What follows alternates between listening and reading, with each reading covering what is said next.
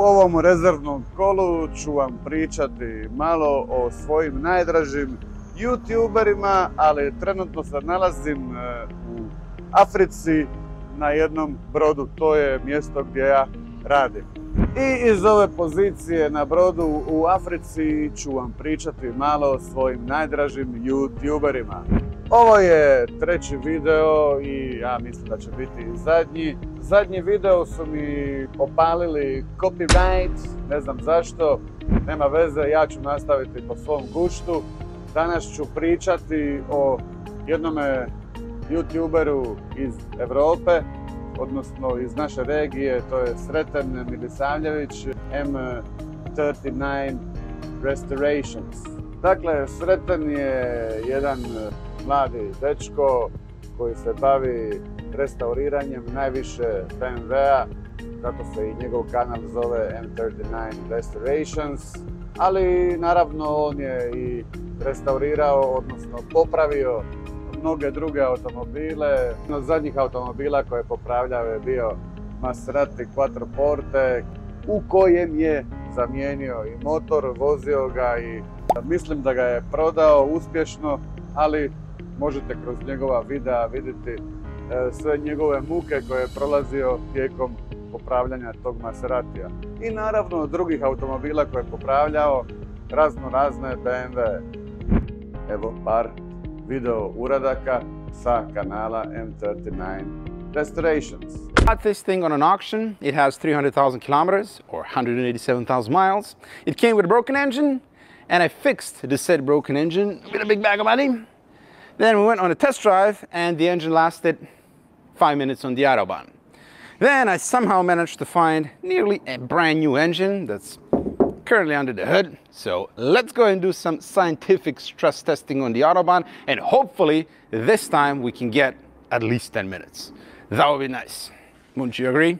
Here is the game plan, the plan of the game. We're going to do a little break-in period with this engine, as it is evidently brand new. I mean, I'm sure it was run in from the factory, but still, I want to slowly bring this engine back to life. So we're gonna go on the Autobahn and just treat it like a brand new engine. So we're gonna do mid-load, smooth pulls from like low end to 4,000 or 5,000 RPM, and then just coast it down. Basically just keep the RPMs moving. I wanna do that for at least a couple of 100 kilometers. Then we're gonna go back to the dojo, drop that oil, replace the oil filter, and then we're gonna send it.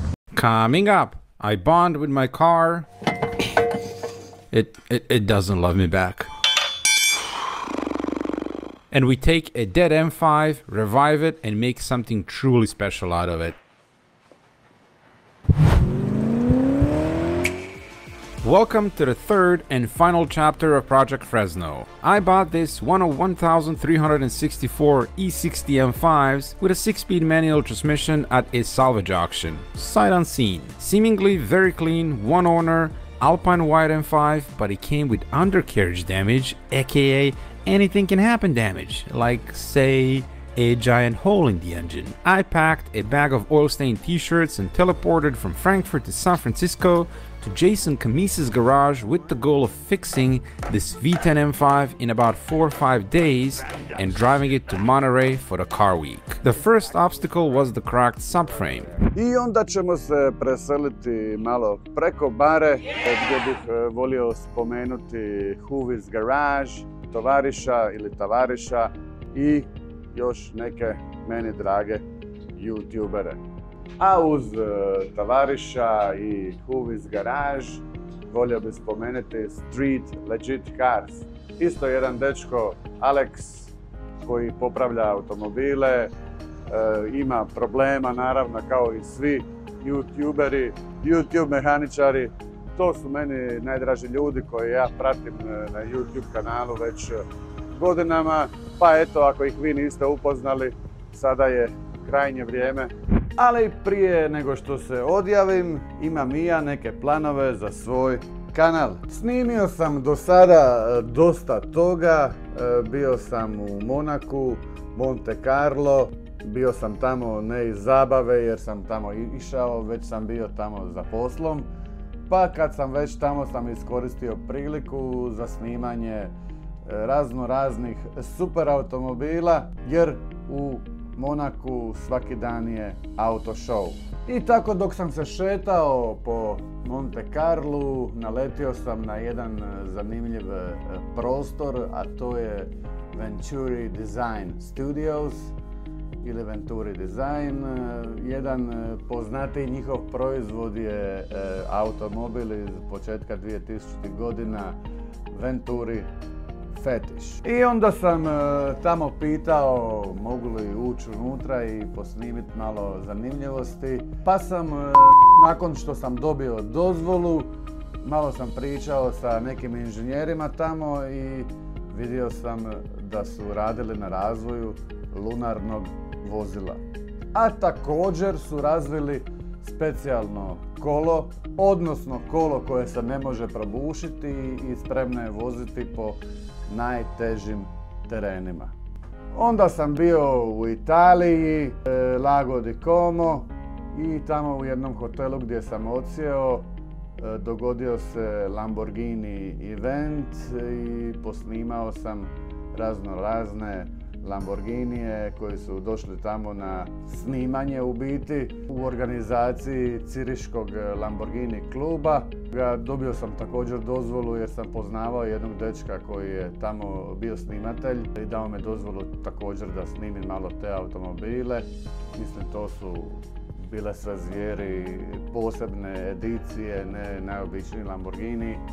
Tako da imate i to također na mojem kanalu ako želite pogledati. A nakon toga malo Afrike i obale Bjelokosti, odnosno Abidžana.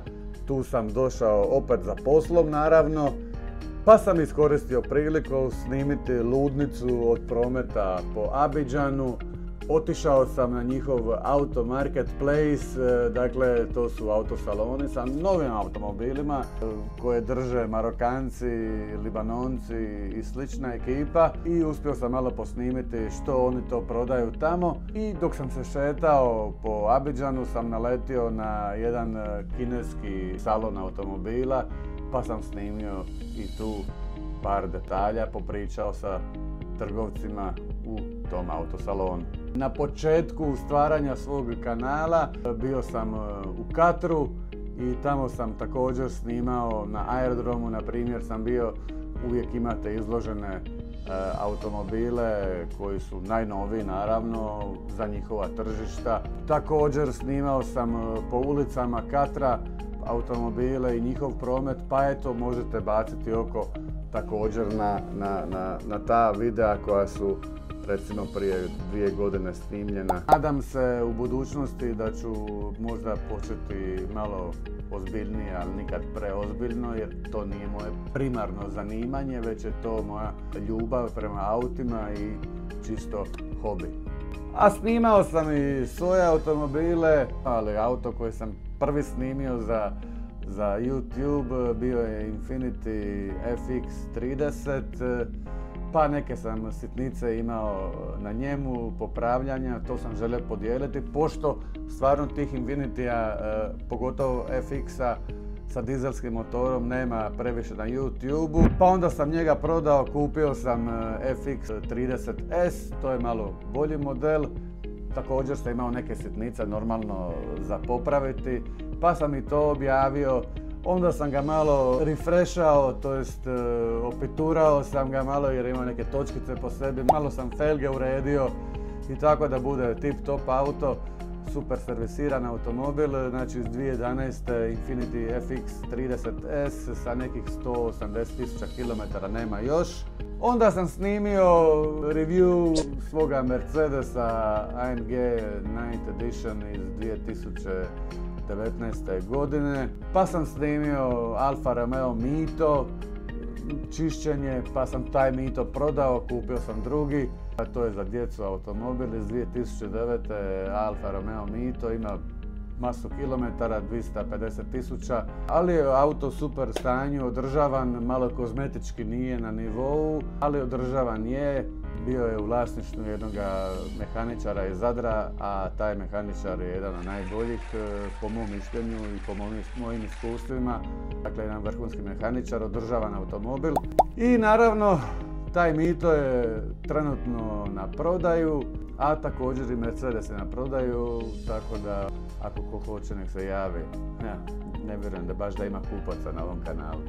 Malo moje automobilističke povijesti, inače sam bio alfista, ba i još sam alfista, ajde, volim Alfe i dalje naravno. Prvu sam kupio 1995. godine, Alfu 146, pa onda 145, pa 147, pa 156, pa GT, V6 motori i tako dalje, Brera, V6, TI. Imao sam jednu super 156-icu, kolekcione model, to sam isto prodao, naravno nemam to više. Ali imao sam dosta Alfi, jedno 15, 16, 17, 18 komada koje sam vozio u svojoj vozačkoj karijeri. Onda sam malo prešao na BMW, imao sam jedan kabriolet M Sport 3.0, njega sam prodao isto. Tako malo Mercedes, malo Infiniti.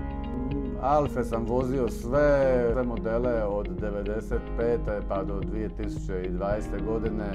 Dakle, sve od 145 do Giulie, jedino još nisam imao Stelvio, ali čisto sumnjam da je hoću jer ono što ja želim košta previše, a to je normalno Quadrifoglio V6 Stelvio, tako da to ostaće samo na željama.